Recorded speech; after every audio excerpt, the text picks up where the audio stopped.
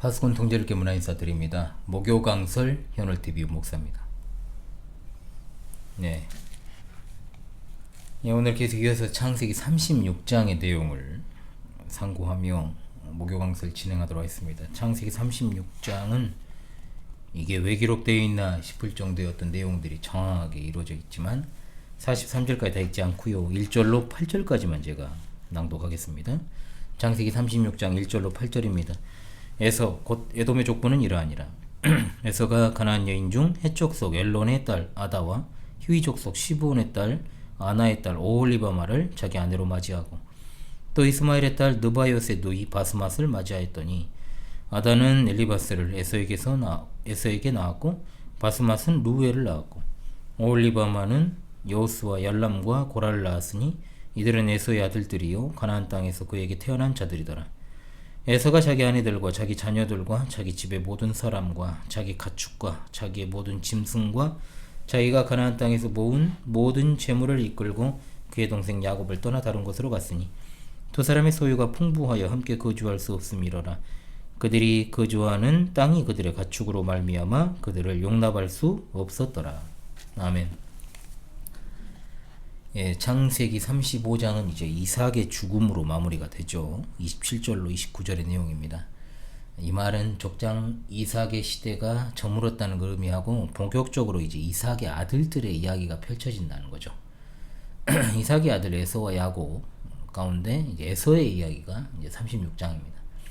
사실 야곱이 부모를 떠나서 하란으로 떠나던 시점부터 이야기 중심은 야곱이지만 어찌되었든 이삭이 생존에 있을 때 일어난 일이니까 이삭의 죽음 이후에 그 다음 족장의 계보가 본격적으로 펼쳐집니다.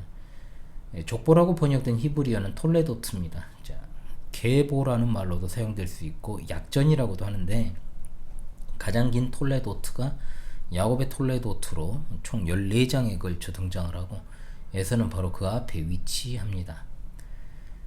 사실 창세기 36장의 내용은 그냥 얼핏 보면 성경에 있어도 되고 없어도 되는 내용인 것처럼 보입니다. 어떤 심오한 내용이 있는 게 아닙니다. 그저 에서가 낳은 후손들의 이름으로만 지면이 채워져 있고 굳이 이제 특이한 것 하나 찾자면 시브온의 자녀 중에 아나라는 사람이 온천을 하나 발견한 것이 그나마 특별하다면 특별한 내용이다. 솔직히 별 영향가 없는 그런 어떤 내용들이다. 이름도 다 거기서 거긴 것 같고 에서의 아내가 몇 명인지 그들이 무엇을 했는지 몰라도 성경 본문을 이해하는 데 있어 큰 걸림돌은 없을 것 같고 솔직히 이 내용 안에 누가 온천 발견했다는 것도 교회 그렇게 오래 다니는 분들도 잘 몰라요. 성경에 얼마나 중요한 내용들이 많은데 이걸 알아야 되냐 이런 생각을 할 수도 있을 것입니다. 사실 그래요. 창세기 36장에 나오는 내용을 모른다고 해서 우리가 받은 구원의 영향을 주거나 그러진 않습니다.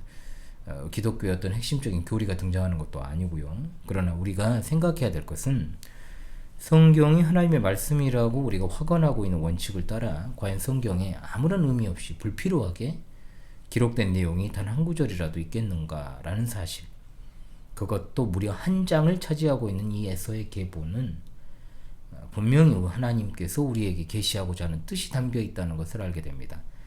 단순하게 에서도 복을 받았고 큰 민족을 이루었고 에돔이라는 왕국의 시조가 되었다, 이걸 알리려는 의도는 아닐 것입니다. 성경이 하나님의 말씀이라는 것은 21세기를 살아가는 오늘의 우리에게 주시는 말씀이요, 또한 창세기 36장의 말씀도 바로 오늘을 살아가는 우리에게 주신 말씀임을 믿어야 됩니다. 하나님의 계시 진리로 주어진 말씀은 그냥 넘어갈 수 있는 것이 하나도 없습니다. 따라서 저도 다른 성경 본문에 비해 교훈과 적용점을 찾기 어려운 이 딱딱한 본문을 설교하기 껄끄러운 측면이 분명 있지만 전하는 사명을 감당해야 되겠죠. 아무쪼록 오늘 본문을 통해서도 동일하게 하나님의 계시 진리인 성경이 주는 교훈을 목요 강설을 통해서 적용하는 은혜가 있으시길 바라요. 첫째, 지금까지 이제 창세기 강설을 진행해 오면서 가장 부정적으로 평가한 인물이 바로 야곱의 외삼촌이었잖아요. 지금까지요. 라반입니다. 그러나 오랜 시간 성경을 읽고 들어왔던 성도들은 에서에 대한 부정적 인식이 훨씬 강합니다. 그죠? 가령 예를 들어서 성경에서 분명하게 의인이라고 칭하는 롯에 대해서도 부정적이잖아요. 일단 그가 그의 두 딸들을 통해 자녀를 낳았다는 것 때문에 상당히 부정적으로 보지만 누차 말씀을 드린 것처럼 그 당시 고대 문화와 사회적 관념에 있어서는 특이할 만한 일이 아니었다는 거. 우리가 분명 성경을 볼 때 현대적 도덕관념이나 가치관의 안경으로 성경을 볼 수밖에 없는 한계점을 가지고 있기 때문에 그런 평가들이 우리 마음 가운데 실제로 존재합니다. 그렇게 부정적으로 평가하는 에서에 관해 성경은 야곱과 견주어 하나님이 야곱은 사랑하고 에서는 미워했다, 이렇게 로마서 9장 13절에 표현되어 있습니다. 또 우리가 이미 상고한 에서가 장자의 명분을 팥죽 한 그릇에 팔아버린 사건을 토대로 히브리서 기자는 12장 16절에서 그를 망령된 자의 표본이라고 정죄하죠. 음식으로 대표되는 탐욕 또는 탐심으로 인해 하나님의 언약의 상속자가 되는 길을 포기했기 때문에, 그래서 에서는 굉장히 부정적인 이미지가 강하고 또 분명 이삭의 아들이었지만 불신자와 다를 바가 전혀 없는 죄인이라는 이미지가 굳어져 있는 게 사실입니다.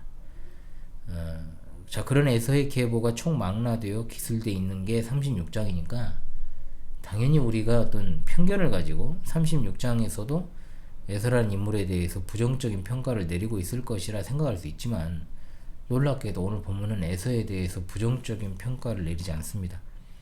권선징악을 모티브로 하는 전래동화, 신화적 요소들이 가득한 옛날 이야기들과 같은 패턴이라면 에서는 굉장히 비참하게 최후를 마무리해야 되는 것이 맞습니다. 어찌되었든 성경에서 에서의 이미지는 악당이잖아요. 어찌되었든. 그러나 성경은 에서가 어떻게 그리고 언제 죽었는지에 대해서도 침묵합니다. 단지 에서와 그의 후손들이 참으로 번성했고 부강한 나라를 이루었다, 이 점만 강조되죠. 에서라는 인물을 한번 떠올려 봅시다. 에서는 하나님의 언약의 상속자가 되지 못했습니다. 그 동생 야곱이 하나님의 언약을 이어받았는데 자연스럽게 아브라함의 상속자가 될 뻔했던 롯, 그리고 엘리에셀, 그리고 이삭의 배다른 형이었던 이스마엘과 비교한다면 롯은 일단 아브라함의 족합니다. 엘리에셀은 종이에요. 이스마엘은 여종 하갈을 통해 난 첩실입니다. 그런데 에서는 좀 달라요. 에서는 이삭의 아들입니다. 야곱과 쌍둥이로 태어났고 리브가로부터 태어났기 때문에 혈통적으로나 법적으로나 언약의 후사인 야곱과 차이점이 없습니다. 그래서 다른 관계들과는 달리 이스라엘과 에서는 확실히 형제의 나라가 맞습니다. 그래서 이스라엘 백성들이 출애굽하며 가나안 땅에 들어갈 때 에돔을 해하지 말라는 명령을 받습니다. 언약에서는 제외되었지만 그렇다고 해서 에돔이 가나안 족속과 동일한 취급받을 수 없는 이유가 이겁니다. 근본이 같다는 거예요. 본문에 이제 무심코 지나칠 수 없는 말씀이 있습니다. 뭐냐? 야곱과 결정적인 차이점인데 바로 7, 8절에 가나안 땅을 떠나 세일산에 거주하니라, 이 말씀. 야곱은 37장 1절에서 가나안 땅, 그의 아버지가 거류하던 땅에 거주했다는 겁니다. 결정적인 차이가 여기죠. 왜 에서가 하나님의 언약에서 제외되었는가? 그것은 바로 가나안 땅을 떠나버렸기 때문에. 가나안 땅의 중요성을 아무리 강조해도 지나치지 않죠. 그의 할아버지 아브라함에게 하나님께서 주신 약속의 땅이 가나안입니다. 그러므로 아브라함과 이삭은 모두 가나안 땅에서 삶을 마감했습니다. 야곱도 형을 피해 하란으로 도망쳤고 거기에서 하나님의 은혜로 인해 번성하게 되었지만 결국 하나님의 뜻은 그가 가나안 땅으로 돌아오는 것이었습니다.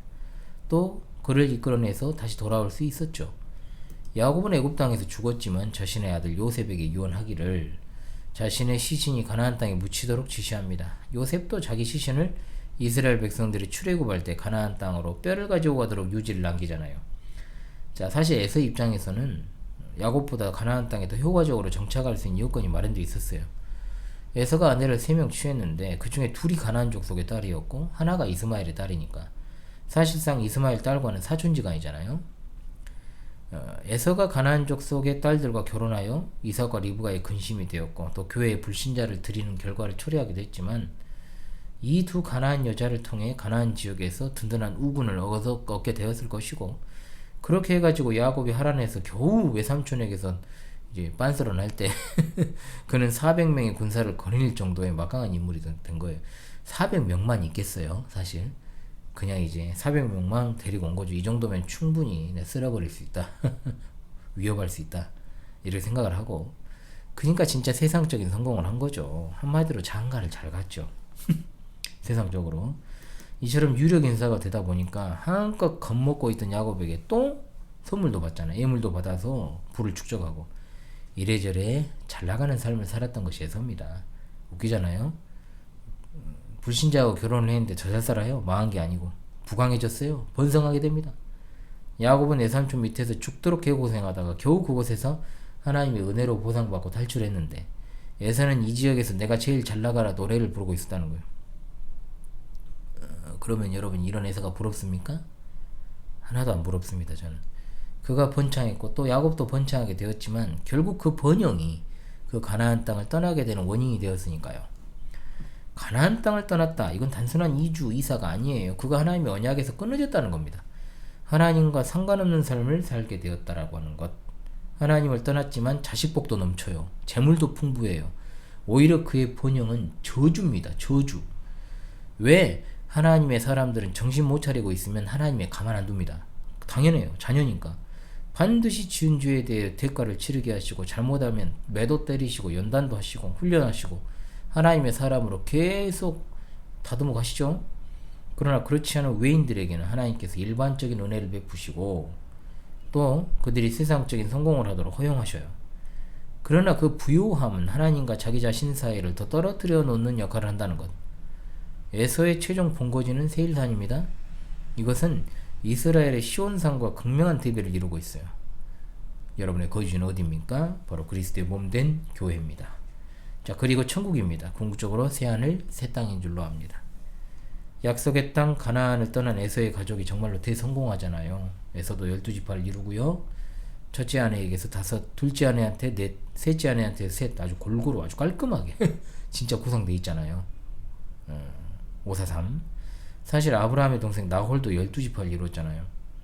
이삭의 배다른 형 이스마엘도 12지파를 이루었고요. 이 모든 민족이 이루어지고 형성된 것도 다 하나님의 섭리가 아니면 설명이 안 됩니다. 또 여기에는 세일 족속의 원주민이라고 할 수 있는 호리 족속이 나오는데 호리 족속은 7가문으로 이루어져 있습니다. 마치 이스라엘 백성이 가나안에 거주하던 7 족속과 같은 모습과 대비를 이루는 그런 모습. 에서의 12지파는 호리 족속을 아마 흡수통이란 것으로 보입니다. 결국 세일 땅을 에돔 족속의 나라로 만들었죠. 최종적으로 이곳에 에돔 왕국이 이루어지잖아요. 이스라엘이라는 나라를 세우고 왕을 세우기 훨씬 이전 에서 후손들은 에돔 왕국을 건설해서 부강하게 되었다는 것. 31절에 이스라엘 자손을 다스리는 왕이 있기 전에 에돔을 다스리던 왕이 있었다는 말은 야곱의 후손에 비해 에서의 후손들 아주 잘 나갔다는 거. 아주 잘 나갔다는 거. 야곱의 후손들이 비리비리 할 때 에서 후손들은 떵떵거리며 살았다는 거. 훗날 에돔 왕국은 강력한 족속 중에 하나였던 미디안을 쳐서 이길 정도의 국가가 되었으니까요. 그래서 36장 내가 제일 잘 나간 노래를 부르는 에서와 그의 후손들의 이야기가 펼쳐졌다면 자연스럽게 37장은 야곱의 아들들의 이야기가 나오잖아요. 그런데 에서의 아들들에 비해 야곱의 아들들의 이야기는 아름다울까요? 어떨까요? 일단 개판이에요. 개판. 큰아들 루벤은 아버지의 첩 비라와 통관을 해요. 이 미친. 유다는 성적으로 굉장히 문란한 사람임이 드러나고 있고 아시다시피 세겜 사건에서 할 수 있듯 시므온과 레이는 아주 잔인하니까 이를 말할 데가 없는 놈들.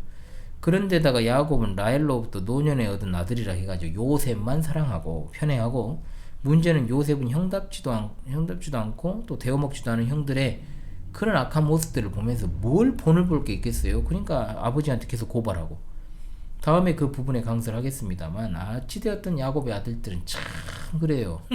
힘들게 살아가요. 형제들끼리는 반목하고 심지어 뭐 요셉은 팔아버리고 아버지한테는 맹수 물려 죽었다고 구라치고 또 큰 흉년이 드니까 또 타양살이하고 나중에는 새로 들어선 이집트 왕한테 또 압제받고 노예살이하고 출애굽하고도 진짜 힘든 시기 보내고 가나안 땅에 들어왔어도 아주 긴 기간 동안 왕국을 이루지도 못하고 그죠? 그나마 요셉이 잠깐 이집트 총리했던 것이 가장 큰 진짜 하나님의 섭리 가운데 번영이었고 그걸 제외하면 에서의 아들들에 비하면 야곱의 아들들은 거지도 이런 산거지가 없다 이렇게 말할 수가 있다. 비교하면요. 그야말로 에돔족 속에 내가 제일 잘 나가 하고 있을 때 이스라엘 백성은 내가 제일 못 나가 하면서 약속의 땅도 아닌 곳에서 나그네 외국인 노예 종살이 하고 있었다. 이걸 보면 여러분 어떤 생각이 드십니까? 팥죽 한 그릇에 장자의 명분 즉 하나님의 언약의 상속권을 팔아버린 망령된 자의 모델이자 하나님의 약속의 땅 가나안을 벗어나 세일산에 거주한 이 에서의 성공. 과연 21세기를 살아가는 우리가 어떻게 바라볼 수 있을 것인가? 이것은 단순하게 해석할 일이 아니죠. 하나님의 언약의 관점에서 바라봐야 됩니다. 분명 하나님은 리브가에게 말씀하십니다. 큰 자가 작은 자를 섬긴다. 그러나 사실 야곱과 에서가 살아가던 당대에 에서가 야곱 섬겼어요? 반대잖아요. 야곱은 에서의 적수가 안 됩니다. 당대에. 에서가 맘만 먹으면 야곱과 그의 식솔들 정도는 그냥 쓸어버릴 수 있잖아요. 현격한 힘의 차이. 그렇다면 이 말씀은 뭐냐? 장차 에서의 후손이 야곱의 후손을 섬기게 될 거라는 거죠. 민족의 관점에서 봐야 된다는 겁니다. 궁극적으로 야곱의 나라는 에서의 나라보다 더 크게 될 것이고 에서의 나라를 지배해야 됩니다.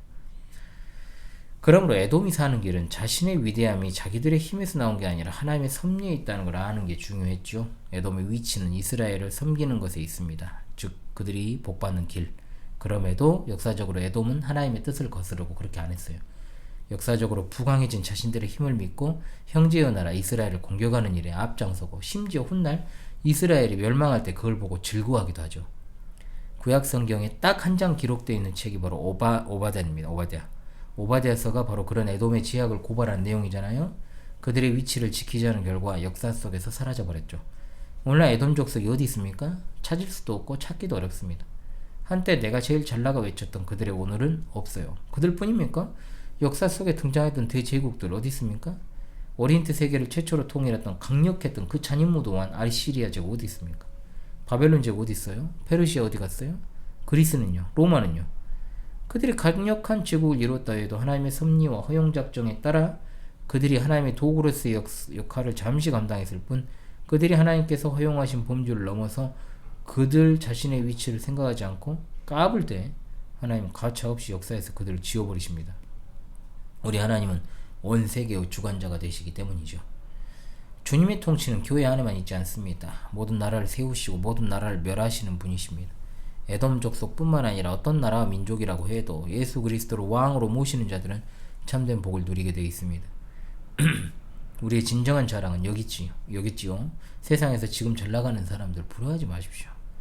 불신앙적인 판단을 하고 그러한 선택을 했음에도 불구하고 번영을 이루고 소위 성공했다는 사람들 부러워하면 안 됩니다.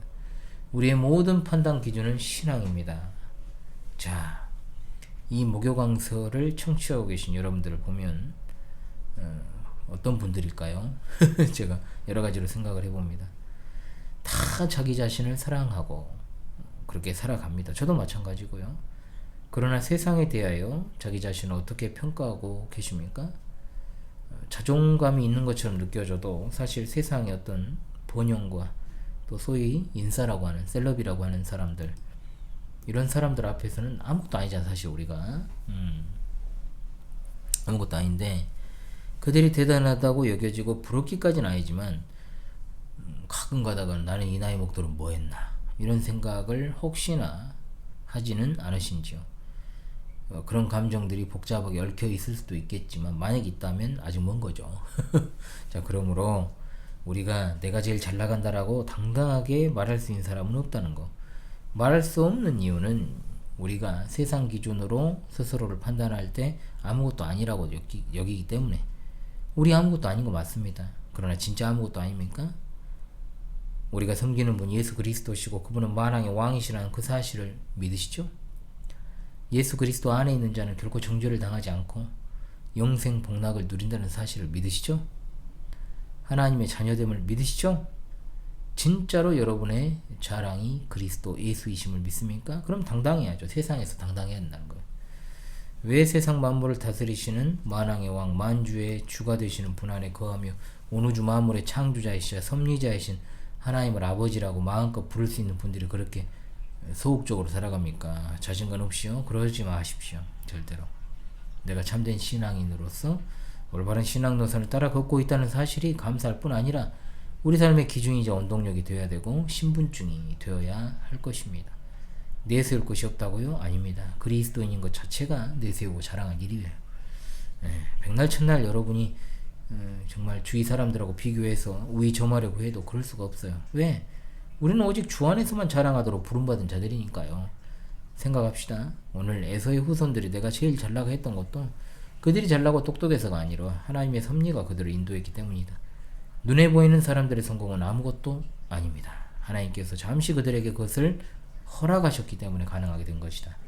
세상에서 떵떵거리고 잘나가는 사람들도 하나님의 의의 그 자리에 있는 것이라면, 하나님과 친밀한 관계를 맺고 예수 그리스도 안에서 성령님의 인도하심을 따라 살아가는 우리는 어떤 존재입니까?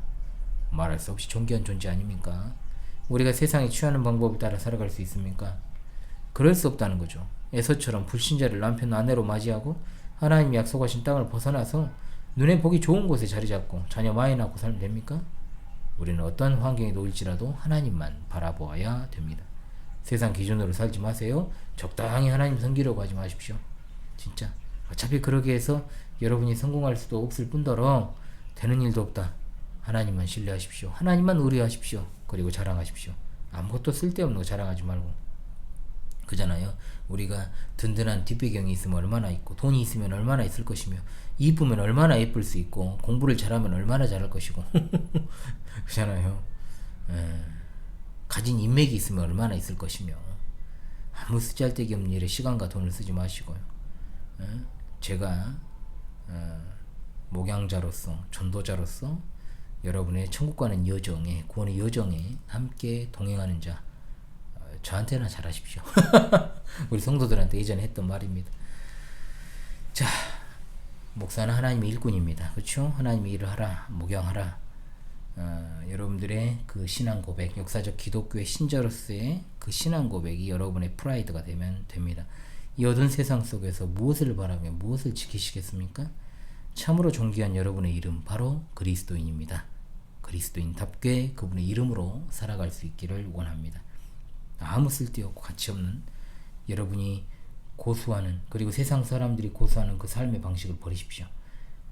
평생토록 철저하게 하나님을 향해 신실하게 살아가시길 바라고요. 다가오는 2026년 한 해도 변함없이 하나님을 향하여 신실하게 살아가는 여러분 되시기를 주의 이름으로 간절히 소망합니다. 우리 주님 곧 오십니다. 할렐루야. 아멘.